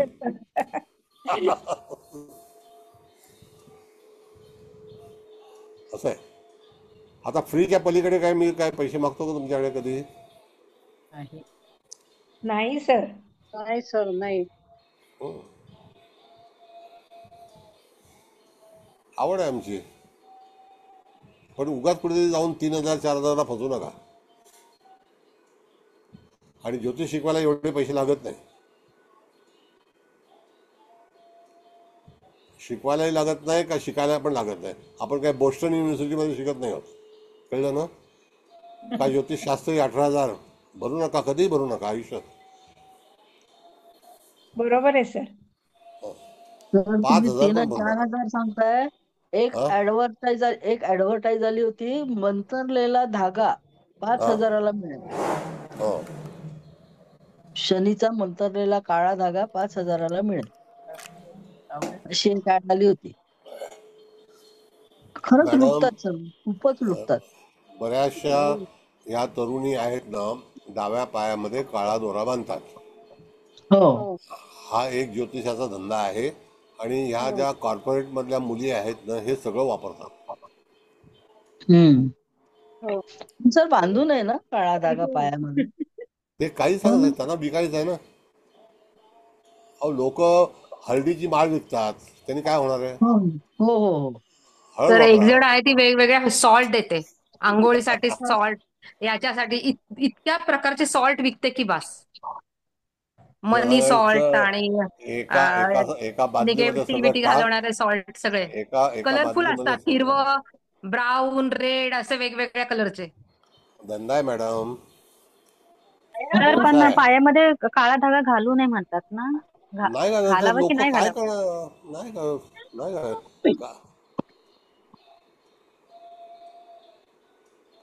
मनगटामध्ये शक्ती यावी याकरता आपल्याकडे पूर्वीपासून लाल दोरा मनगटामध्ये बांधला जायचा. मग ते काय राखी असतो का नसो, लाल किंवा पिवळा. हो सर, बरोबर आहे. पिवळा हा बोला. हा सर, तुम्ही आम्हाला शिकवता, फ्री शिकवताय, पण आमची पण जबाबदारी आहे की आम्ही जीवनामध्ये चांगलं काम करणं, कुणाचं तरी चांगलं करणं. पण मग तुम्ही मगाशी म्हणलात तसं माझा मीनेचा गुरु आहे, त्यामुळे माझे विचार सगळे वेगळे आहेत म्हणजे थोडेसे. पण सोशल ह्याच्याकडे माझा जास्ती कल आहे आणि मी थोडंफार काम केलंय तसं म्हणजे. पण एनिवे म्हणजे असं नाही माझं म्हणणं की पैसे वगैरे मिळवू नयेत, पण आधी आपण जास्ती म्हणजे धर्माच्या ह्याला कास्ट धरणं हे माझं जास्ती थोडंसं प्रेफरन्स असतो याला. एवढं मी सांगेन फक्त. आणि आमची जबाबदारी आहे की आम्ही पण चांगलं हे करणं, चांगला विचार करून चांगलं काम करणं, कुणाचं तरी भलं करणं आयुष्यामध्ये. असं माझं सूत्र हे आहे की म्हणजे काहीतरी चांगलं करायचं आयुष्यामध्ये बरोबर. असं. काळा दोरा बांधून पाया काळा दोरा. लाल सर बांधून आता अजून एक ऍड येते त्या याची, लक्ष्मी पोटली बनवा घरच्या घरी वगैरे. आणि अहो ते इतके सगळं विचित्र विचित्र वनस्पतींचे नाव आहे की कधी ऐकले नाही. म्हणजे तुम्हाला गरज असेल तर तुम्ही झक्कत मागवाल त्यांच्याकडनं. अहो तो असं. पोटली विकणारा एक मनुष्य आहे औरंगाबादचा, तो येऊन माझ्याकडून सांगतो की काहीतरी कामधंदा द्या. त्याला म्हटलं आता पोटली तुझ्या घरी आहे तर आणखी काय कामधंदा पाहिजे तुला?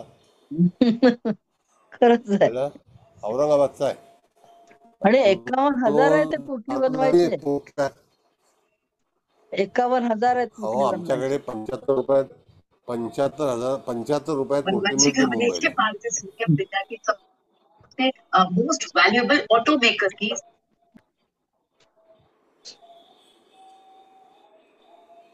हे सगळं बकवास आहे, याच्या मागे जाऊ नका. चला आपलं ज्योतिष शिका. आता हो पोद्दार सर, मॅडम काहीतरी बरोबर आहे. बोलतील.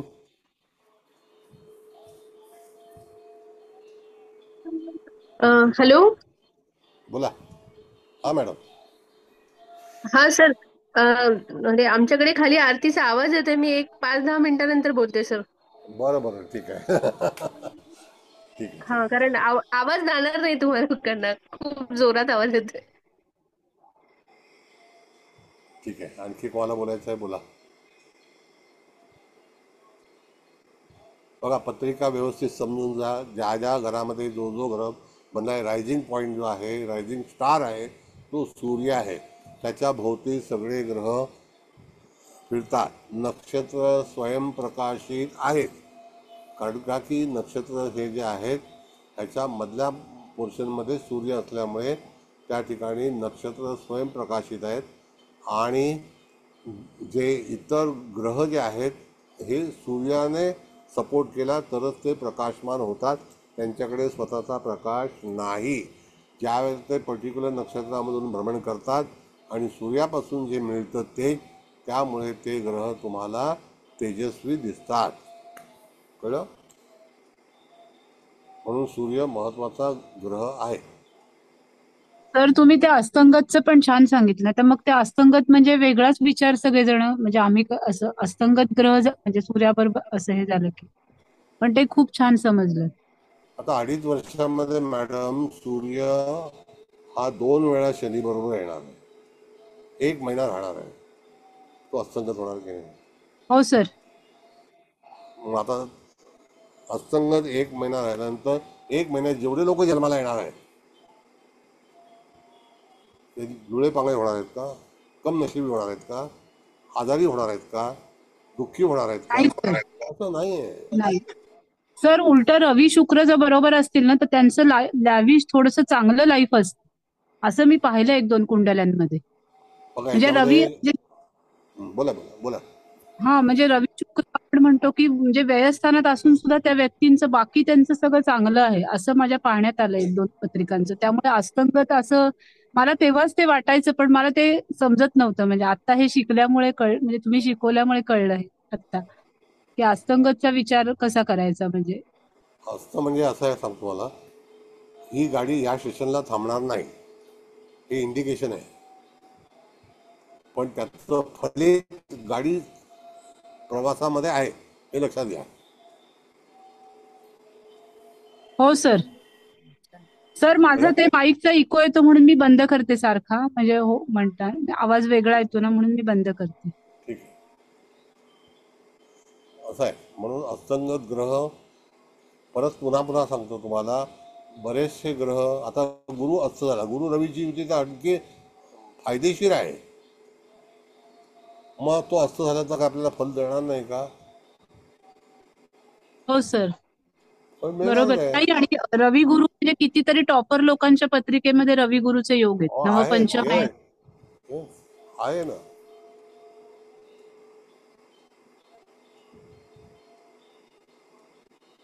कसं आहे तुम्हाला सांगतो, अकेला देवेंद्र क्या करेगा, लग्नी गुरु आहे, कळलं?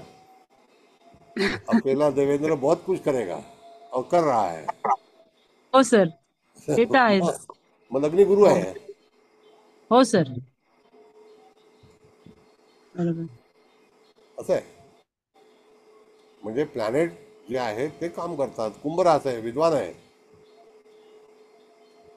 बुद्धिमत्ता आहे, हो सर. बाहेर आहे. अहो एवढ्या लहानपणी महापौर झाले, नशीब आहे. हो सर, एज वयाने लहान आहेत. हे आणि याच्यामध्ये नगरपालिकेमध्ये पण 26व्या वर्षी नागपूरला महापौर झाले ते. हो ते पण हो हो महत्वाचं आहे सर. ना. हो उद्या प्राईम मिनिस्टर पण होतील, काय सांगताय? नशीब आहे. सर एकदा षष्टभाव आणि षष्टभावाच्या रिलेटेड फल हे असं एकदा घ्याल का तुम्ही? हो घेणार ना. कारण षष्टभावात कुठलाही ग्रह गेला तरी त्याचे, किंवा षष्टभावात षष्टेश कुठे गेला लाभस्थान सोडून, किंवा ते षष्ठाचं षष्ठ आहे म्हणजे भावात भाव, मग नाही तिथे फक्त गेल्यावर की षष्ठात नाही षष्टेश सांगतो असेल, हे दोनच सांगतो भावात तो चांगली फले देतो. सांगतो पण सांगतो असं बाकीचे नाही आता एवढे नाही नाही सगळे नाही तर असतात ना लोक जे खूप म्हणजे काय म्हणतात त्याला, शिकवणारे. नाही शिकवणार नाही, जे एवढे सक्सेसफुल झालेले असतात लोक, त्यांचा हा. षष्टेश का षष्ठातच असतो किंवा लाभातच असतो असं नाही ना, कुठे इकडे तिकडे पण असतात ना बाकीच्या 10 स्थानांमध्ये. ऐका मग ऐका तरी सुद्धा त्यांना वाईट तशी फळं मिळत नाही. मग हे बाकीचे ग्रहयोग कसे काय, तर जरा षष्ठ स्थान घ्याल का तुम्ही कधी एकदा? या मी सांगतो तुम्हाला मॅडम, सांगतो. याच्यामध्ये लॉजिकली जर तुम्ही पाहिलं तर काही वेळेला काही लोक शिकवताना षष्ठापासून षष्ठस्थान पहा. आता कुंभ राशीला षष्ठस्थान म्हणजे काय, तर कर्क रास आहे, कळलं का? कुंभ राशीला शनी आहे, त्याचं षष्ठस्थान कुठलं आहे, तर कर्क रास आहे. पहिली गोष्ट म्हणजे षष्ठस्थान जे आहे ते चंद्राचं आहे. शनी चंद्र मित्र नाही आहेत, कळलं का? जर समजा मागे आपण गेलो तर मागच्या बाजूला तिथून षष्ठस्थान कुठलं आहे, तर कन्याचं आहे, पण कन्या त्याचा मित्र आहे. मग तो प्रीती षडाष्टक आहे, एक मृत्यू षडाष्टक आहे. तर मृत्यू षडाष्टक म्हणजे त्याच्यापासून काम मिळणार नाही. षष्ठस्थान हे षष्ठापासून षष्ठ वगैरे या सगळ्या कल्पना लावू नका. षष्ठाधिपती हा कुठे आहे आणि तो कोणत्या राशीत आहे. आता जसं तुम्ही मला सांगा की कोणता षष्ठेश आणि कोणत्या राशीत आहे आणि कोण आहे. आता समजा वृषभ लग्न असेल, आता हा. षष्टेश आणि लग्नेश पण शुक्रच झाला, तो सप्तमात असेल तर सप्तमाची फळे तो चांगली देणार नाही. नाही आता ऐका एक मिनिट. पहिली गोष्ट म्हणजे लग्न वृषभ आहे, षष्ठस्थान हे तुळेचं आलं, बरोबर आहे. पण हो पहिल्यांदा सर. लग्नेश सप्तमात आहे हे नक्की झालं, हो. बरोबर आहे. हा. आणि तो शत्रूच्या राशीत आहे. हम्म. वृश्चिकेचा शुक्र हा कदापि त्या राशीला ते फलित देणार नाही. वारंवार अशा व्यक्तीला अडचणीवरती अडचणी, अडचणीवरती अडचणी, बहिणीच्या अडचणी, स्त्री जातकाच्या अडचणी या निश्चित हा. येणार. हो, आणि सर तिथे सप्तमात हर्ष आणि केतू पण आहेत, समोरून राहूची पण दृष्टी आहे, त्यामुळे पूर्ण मग ते सप्तम त्या स्थानच. ठिकाणी शुक्र आणि सप्तम स्थान. मग वृश्चिकेला शुक्र, वृश्चिक हा गुरुशास्त्राचा कारक राशी आहे, तर त्याचा कल कुठे गेला, तर ज्योतिष शिकण्याकडे गेला असेल, नाही का? हो अगदी बरोबर. हे मग तुम्ही हा सर वृश्चिक फलादेश आहे, याला राशीमध्ये फलादेश म्हणतात. हा म्हणजे वृश्चिकेमध्ये शुक्र लग्नेश आहे म्हणून आणि केतू सोबत आहे म्हणून तुम्ही फलादेश सांगितला का? हा. येस. बरं समजा केतू सोबत नसता असं आपण समजूया, पण तरीसुद्धा लग्नेश हा वृश्चिक राशीत असेल तर जातकाच्या कुटुंबामध्ये कोणतंही गुणशास्त्राशी संबंधित व्यक्ती असणार. हे बरोबर फलादेश सर, आहे. मामाच आहे. हा, त्या जातीचा मामाच आहे ज्योतिषी म्हणजे शास्त्र. म्हणजे असंच फलादेश द्यायचा आहे. हा फलादेश छान फलादेश म्हणजे सर. काय काय तिथून हे करून आणायचं आहे. छान सांगितलं सर. Thank you sir. तुम्हाला पर्टिक्युलर त्यावेळेला ती योजना ती युक्ती सुचली पाहिजे. फलादेश कसा द्यायचा. म्हणून प्रत्येक राशीचे जे गुणधर्म आहेत ते त्या शुक्राला सहन होतील का. शुक्र हा अतिशय डेलिकेट प्लॅनेट आहे. त्याला वायुतत्व पृथ्वी तत्व आवडतो, तर त्या ठिकाणी वृश्चिक त्याला आवडणार नाही. कारण का की मेष आणि तूळ हे समसप्तकातल्या राशी आहेत, त्याच्यामुळे त्याला चालणार नाही. कळलं. हो सर. आता काही वेळेला काही लॉजिक कसं आहे तुम्हाला सांगतो. तुम्ही आता सांगितलं वृषभ लग्न रोहिणी नक्षत्र येईल, बरोबर आहे. रोहिणी नक्षत्राच्या समोरचं नक्षत्र जे आहे ते अनुराधा आणि ज्येष्ठा. मग तो समोरच्या नक्षत्रात पडला आहे किंवा पडली आहे तो फलादेश देणार नाही. That is completely wrong. The झोडियाक is important, नक्षत्र इज नॉट इम्पॉर्टंट. त्यावेळेला ज्या राशीला ती व्यक्ती मान्य आहे का, तर आता बघा एक पुण्याला नामदेव नावाचे ग्रस्त आहेत. ते कॅमेरा घेऊन फिरतात आणि सगळ्या IAS IPS ऑफिसरच्या केबिनमध्ये जातात आणि शूटिंग करताना सांगतात माझं हे काम झालं पाहिजे. त्यांनी आता चंग बांधलेलं आहे, कारण त्यांची वृश्चिक रास आहे. तर त्यांचं स्वतःचं चॅनल आहे, त्यांचे सहकारी आहेत आणि ते पुण्याभर, पुणे आणि चिंचवड सगळ्या ठिकाणी जाऊन सरकारी कार्यालयामध्ये शूटिंग करतात आणि शिस्त लावतात. का, तर मंगळाची ताकद आहे. Got it. आणि दुसरा एक संतोष पंडित आहेत, ते कुंभ राशीचे आहेत. ते सुद्धा लोकांच्या भानगडी एक्सपोज करतात. का, तर तो शनी आहे. कळलं का.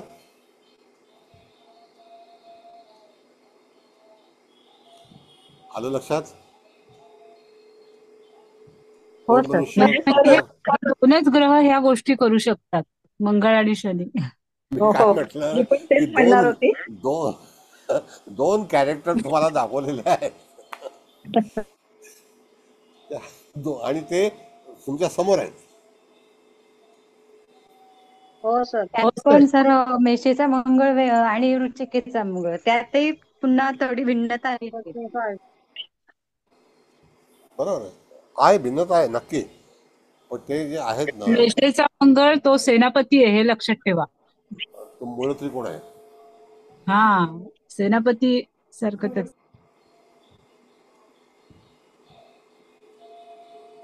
म्हणून त्या वृश्चिकेचा मंगळ ठिकाणी सोडणारच नाही तुम्हाला. एकदा जरी कदाला हे झालं तर मेषेचा एक वेळ बाबा चला ठीक आहे, म्हणजे मंगळ मंगळच आहे पण तरी तो लिमिट असं पण करेल, पण वृश्चिकेचा नाही करणार.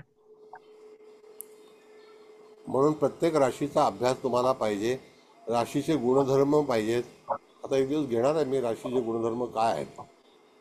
तर पहिला या पत्रिका तुम्हाला कळणं फार महत्त्वाचं आहे. पत्रिका कळलं की तुमचा विषय सोपा होईल. आणि ज्योतिष सोपं पाहिजे. कठीण ज्योतिष शास्त्री बनलं आणि पत्रिका काढणं. मी तुम्हाला एक उदाहरण सांगतो, फार नोंद करून घे, मला बरेच दिवस सांगायचं होतं. बऱ्याच लोकांना गंगा नदी कुठे आहे माहिती आहे का. गंगेचं पात्र ही उत्तर प्रदेशामध्ये आहे, बरोबर आहे की नाही. हो हो सर. हो सर. पण बे ऑफ बेंगाल जी आहे ज्याच्यामध्ये सगळ्या नद्यांचा समावेश होतो, म्हणजे बे ऑफ बेंगाल झालं की नाही. त्याच्यामध्ये तुम्हाला सांगतो की ओरिसा, आंध्र प्रदेश, तमिळनाडू, केरला हा सगळा परिसर जो आहे तो बे ऑफ बेंगालमधून येतो. आता त्या ठिकाणी आपण जेव्हा पत्रिका बनवतो त्यावेळेला तिथे लग्न लवकर उगवतं. म्हणजे तुम्हाला पत्रिकेमध्ये आगरताळा नावाचं एक शहर आहे आसामच्या वरती, तिकडे सूर्योदय सकाळी 4:30 वाजता होतो. आणि विशाखापट्टणमला मुंबईपेक्षा किंवा पुण्यापेक्षा अगोदर सूर्य उगवतो, मग त्याच्यातलं लॅटिट्यूड लॉंगिट्यूड जे आहे त्याच्यामध्ये लग्न उदित आणि त्याचे अंश आपल्यापर्यंत पोचेपर्यंत विलंब होतो. कारण आपण जरी पुण्या दक्षिणेला असलं तरी सह्याद्रीच्या पठारावरती आहे आणि मुंबई ही अरबी समुद्रामध्ये आहे. मग बे ऑफ बेंगाल ते अरबी समुद्र दूरचं अंतर आहे की नाही. मग राशी उगवताना पहिला राशी कुठे उगवेल तर विशाखापट्टणमला उगवेल, आगरतालाला उगवेल आणि मग मुंबईला येईल, नंतर मग गुजरातला जाईल. ह्याच्यावरती तुम्हाला रेखांतर आणि हे काढता येतं अक्षांश. तपस्वी मॅडम काय वाटतं तुम्हाला? तर किती अंशाचा फरक असतो? 13 अंश 14 अंशाचा फरक येतो. 13. म्हणजे सिस्टम सांगतो तुम्हाला, सिस्टम. आणि विशाखापट्टणमच्या सरळ रेषेत तुम्ही गेलात तर बँकॉक मलेशिया लागतं, समांतर रेषा आहे ती. मग तिथे मधला जो भाग आहे तो बे ऑफ बेंगालचा आहे. नंतर मग तो अरबी हिंद महासागरला मिळतो. कळलं? मग अशा वेळेला तुम्हाला गणित शिकवताना हे उदित का झालं लवकर आणि ते आपल्याकडे उशिरा का झालं, मग विशाखापट्टणमचं लग्न आणि पुण्याचं लग्नामध्ये फेरफार का येतो, मग कधी 8 अंशाचा येतो, कधी 10 अंशाचा येतो, असं आहे. मग जामनगरचा 14 अंशाचा फरक पडतो, असं आहे ना. त्या राशीला तिथपर्यंत येण्यासाठी जो अवधी लागतो तो अवधी साधारणतः 1 तासाचा असतो. मग ज्याप्रमाणे अमेरिकेमध्ये फ्लोरिडा ते लॉस एंजेलिस किंवा लॉस वेगास सॅन फ्रान्सिस्को जायला 3 राशींचा फरक पडतो. कळलं? सूर्याला 5 तास लागतात साधारणतः, असं आहे. हे असं गणित असतं. आणि हे जोडा, ते काढा, ते काढा, त्याच्यामध्ये हे मिळवा, त्याच्यातून ते वजा करा, सायन म्हणून मिलियनमध्ये जा, काही उपयोग नाही. तुम्हाला एकदा पद्धत कळली की कळली. म्हणून रेखांतर हे एकच असतं. मग अमेरिकेत जन्माला आला तरी रेखांतर आहे, युरोपमध्ये आला तरीसुद्धा आहे, मलेशियामध्ये आला तरीसुद्धा आहे. ह्या छोट्या छोट्या गोष्टी ज्या आहेत त्या तुम्हाला माहिती पडल्यानंतर ज्योतिष कठीण नाही. कुबल मॅडम तुमचं काय मत आहे? तर ऐका ना सर मी सगळ्यांना. हा बोला बोला बोला, सगळ्यांना बोलू द्या सर, मग मी बोलते. सर मी एक विचारू का? हा, हा नमस्ते सर. नमस्ते. सर आत्ता आपण बोला. जो पहिला राजयोग सांगितला की लग्न, रवी आणि चंद्र हे तिन्ही एका तत्वात आहे. आता या ठिकाणी ह्या जातक म्हणजे व्यापारासाठी तर अति उत्तम पत्रिका आहे. त्या पद्धतीने तर आपण पाहिलंच येतं की लग्नेश लग्नात आहे. आता मी इथे फक्त काही महत्वाचे फॅक्टर जे जाणवतात ते मला ते मी सांगते की रवी बुध एकत्र तर आहेतच, पण त्याचबरोबर दशमेश बुध आणि लग्नेश बुध म्हणून तो बुध लग्नात आहे. आणि हा बुध नृपांश मध्ये असून भाग्येश शुक्र जो आहे तो सुद्धा राज्यांश मध्ये आहे. सो भाग्य सुद्धा राज्य करायला त्यांना तिथे एक हा एक मिनिट थांबा मॅडम, 1 मिनिट मॅडम, तुमचं बरोबर आहे ते. आता मला सांगा, मी तुम्हाला आता जे गणित सांगितलं राशीचं विशाखापट्टणम ते मुंबई, हो सर. हे तुम्हाला कितपर्यंत पडलं? हो सर बरोबर आहे सर. विशाखापट्टणमला आणि बाकीच्या ठिकाणी म्हणजे जो टायमिंग आहे तर हे व्हेरिएशन पाहायला मिळतच सर. अगदी बरोबर आहे सर तुम्ही जे सांगितलं ते. ठीक आहे, now you carry on. Okay, बोला. येस. आणि सर हा भाग्येश शुक्र जो आहे तो राज्यांश मध्ये आणि लग्नेश बुध हा सुद्धा नृपांश मध्ये आहे. म्हणजे हा जातक आणि दशमातला जो राहू आहे तो मिथुनेचा राहू आहे, तो उच्चीचा आहे. अष्टक वर्गाप्रमाणे पण इथे सगळ्यात हायेस्ट मार्क 34 आणि लाभात सुद्धा 34 आणि पृथ्वी तत्वच आहे. म्हणजे लाभ मिळवणं आणि शिवाय वृषभेचा गुरु, सो वृषभेचा गुरु चंद्र सुद्धा मकरेचा, म्हणजे पृथ्वी तत्व खूप बलवान तर झालेलंच आहे. आणि बिझनेससाठी म्हणजे बिझनेससाठीच ही व्यक्ती बोलते हे याच्यावरून दिसते. आता राहिले काही जे फॅक्टर आहे की शनी मंगळ षडाष्टक जो आहे किंवा शनीची तिसरी दृष्टी, तर मला ते म्हणजे हसू पण येत होतं की शनी स्लो स्टेडी काम करतो. हो हे अगदी अगदी नेहमी पाहायला भेटतं सर की शनी शांतपणे काम करतो. मंगळ येतो, गोंधळ घालतो, त्यांचा आवाज हे करतो, या सगळ्या गोष्टी होतात, पण शेवटी शनी त्याच्या पद्धतीने काम करतो. शनी जेव्हा तिथे त्या राशीला लागतो तेव्हाच तो त्याचा धडाका दाखवतोच. या गोष्टी पाहायला मिळतात. मंगळाचा माणूस आणि शनीची व्यक्ती या दोन्हीमध्ये हे परस्पर पाहायला मिळतं. पण सर याच्यामध्ये जो राजयोग बद्दल जे बोलला की लग्न पृथ्वी तत्वाचं, शिवाय रवी पृथ्वी तत्वाचा आणि चंद्र पण पृथ्वी तत्वाचा, आणि असं आहे पृथ्वी तत्वामुळे, त्याच्यामुळे हा जातक जास्तीत जास्त बिझनेसच्या पॉईंट ऑफ व्ह्यू हा राजयोग त्यांना जास्त सफल झाला असं आपण म्हणायचं का? तो पण एक फॅक्टर नक्की वाटतं मला. नक्की नक्की येस. नक्की. अहो विचार करा मॅडम, साधी गोष्ट तुम्हाला सांगतो. मुलायम सिंग यादव एक साधा शेतकरी आणि संरक्षण मंत्री झाले, मुख्यमंत्री झाले अनेक वेळा. कसे? मायावती रविचंद्राची युती लग्नामध्ये, मकर लग्नाला कसे झाले मुख्यमंत्री? कारण काय की जे तत्वामध्ये चंद्र आणि रवी असेल हा एक स्पेशल पार्ट आहे ऍस्ट्रॉलॉजी मधला. येस. आणि तो बघा धीरूभाई अंबानी पण असंच आहेत, लग्नी हो हो, रविचंद्र. त्यांचा पण अमावस्येचा जन्म आहे. बरोबर. Yes sir. मग अष्टमेश लग्नी आहे असं म्हणायला लागेल का? अरे तत्व हा. काय आहे बरोबर आहे. असं आहे ना. आणि सर हेच जर, मग मला हा प्रश्न एक विचारायचा होता की जर लग्न वायुतत्व, रवी वायुतत्व आणि चंद्र पण वायुतत्वाचा, तर मग त्या केसमध्ये हा बौद्धिक लेवलनी तो राजयोग संपन्न होईल का? नक्की. येस, कमी श्रमात. येस. हा, म्हणजे बौद्धिक लेवलला जास्तीत जास्त पुढे जातील येस. अशा पद्धतीने. Yes sir. आता ही व्यक्ती आणि सर सुद्धा एक, बौद्धिक आहे हा आणि बरोबर. प्रॅक्टिकल आहे, हुन्नरी आहे. हा बोला हो. बोला. ते मकर आणि कन्या, त्यामुळे ते प्रॅक्टिकल अप्रोच जास्तच असतो त्यांच्याकडे. दोन्ही प्रॅक्टिकल तत्व आहेत त्याच्यामुळे ते येस तर येस, आहेच. खरं आहे. बरोबर. बोला बोला, हरकत नाही. हा, सर मी बोलू? एक मिनिट मॅडम, एकच मिनिट. हा बोला बोला बोला. पंचम आणि भाग्यस्थानाच्या संदर्भात सर या पत्रिकेत, म्हणजे बऱ्याचशा पत्रिकेमध्ये माझ्या एक लक्षात असं आलं की आपण जेव्हा पंचम आणि भाग्यस्थानाचा विचार करतोय, तर आता या पत्रिकेमध्ये पंचमेश शनी जो आहे तो षष्ठ स्थानात गेलाय, पण तो स्वराशीचा आहे. आणि भाग्येश जो आहे तो शुक्र आहे, पण भाग्यात सुद्धा शुभ ग्रह आहे आणि पंचमात सुद्धा शुभ ग्रह आहे.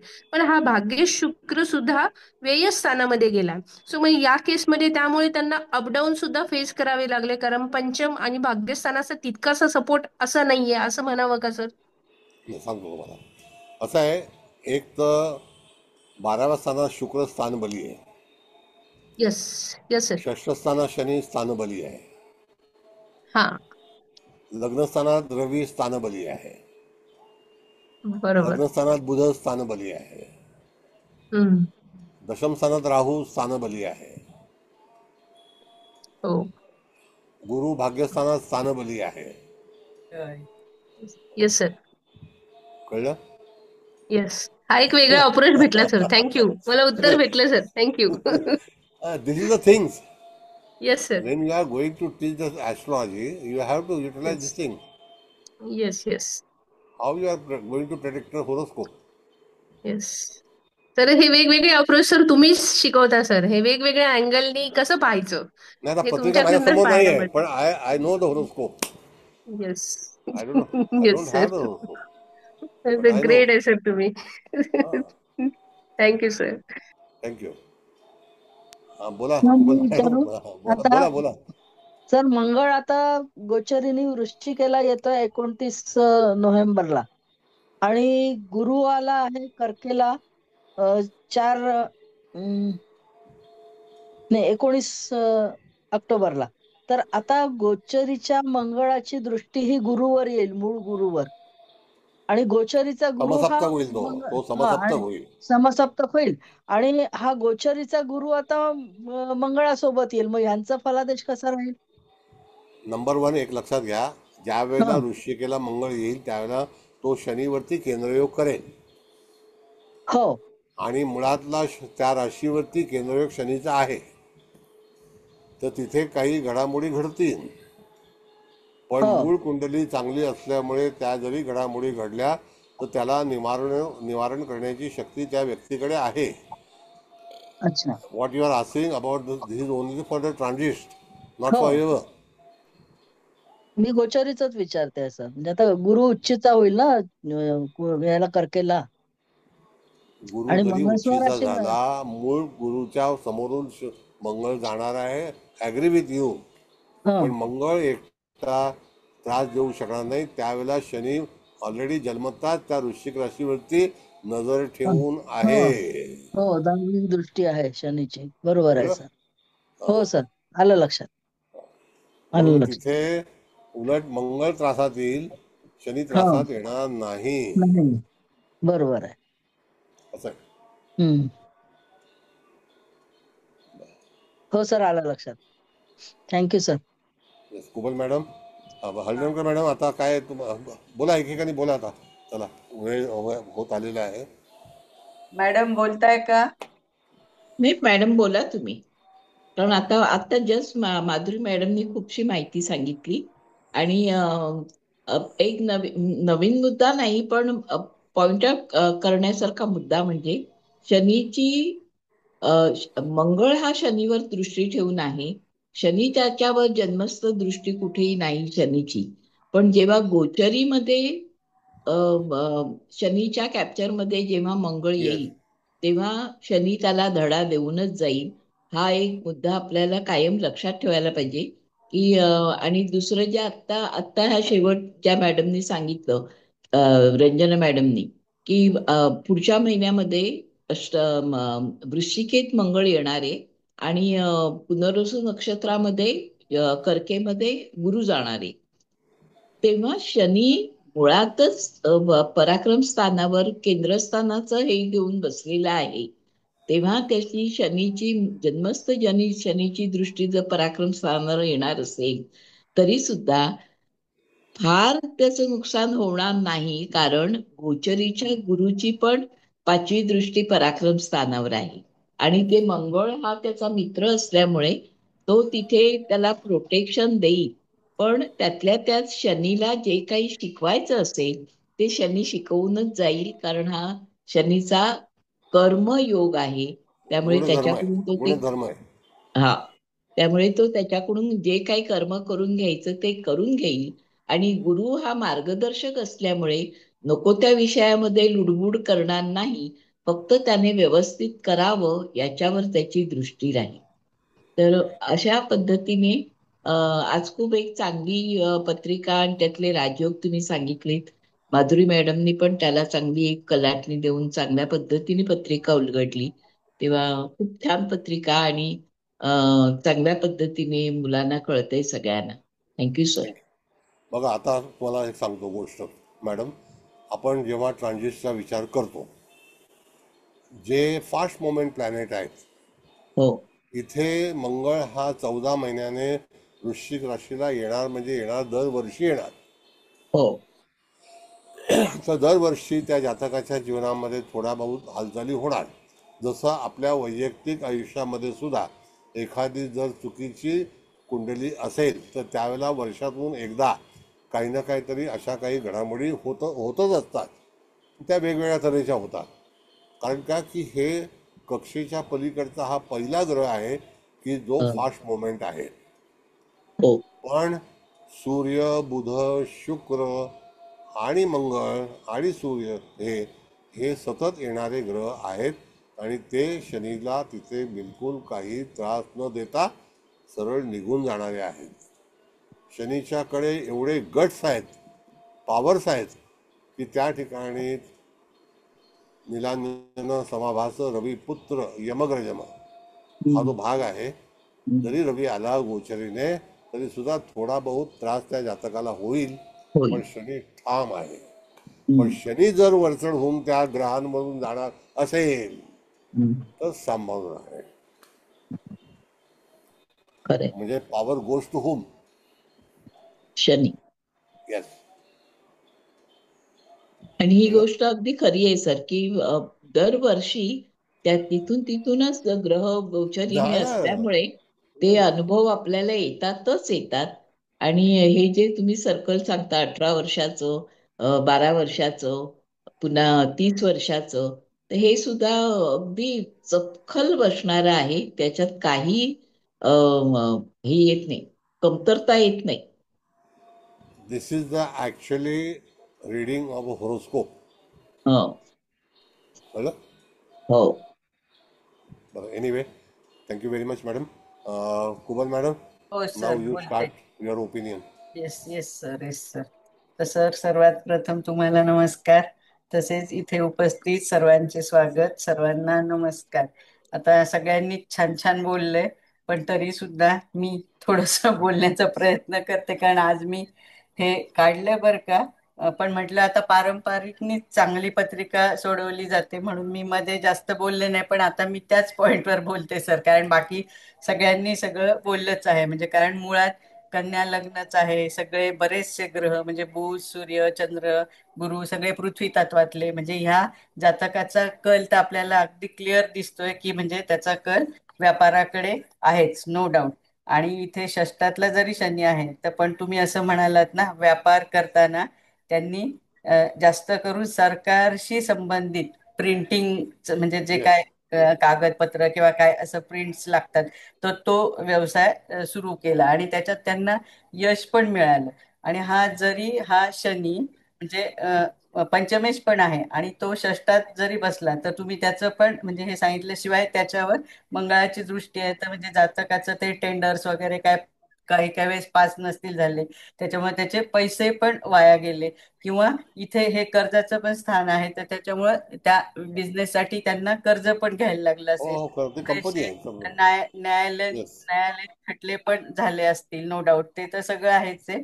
पण मला अजून एक असं सांगायचं, आणि ते तुम्ही म्हणजे आपण कालपुरुषाच्या कुंडलीप्रमाणे बघितलं, तर बरेच हा गुरु झाला, हा शुक्र झाला, हा शनी पण, म्हणजे हे सगळे ह्यांना स्थान बल पण मिळाले. म्हणजे आपल्याला पत्रिका सोडवताना म्हणजे ह्या सगळ्या पत्रिका मांडाव्या लागतील. चंद्र कुंडली, आपली ही जी मेन लग्न कुंडली आहे तीच, आणि आपली कालपुरुषाची. म्हणजे या तिघांचा मिळून विचार केला तर आपल्याला बऱ्याच गोष्टींचा. नाहीतर इथे कसं आपल्याला कसं वाटतं ह्या पत्रिकेत, अरे शुक्र म्हणजे जरी तो राज्यांश मध्ये आहे पण व्ययात गेला, तर मोस्टली आपण थोडस जरा आपलं मन डामाडोल होतं.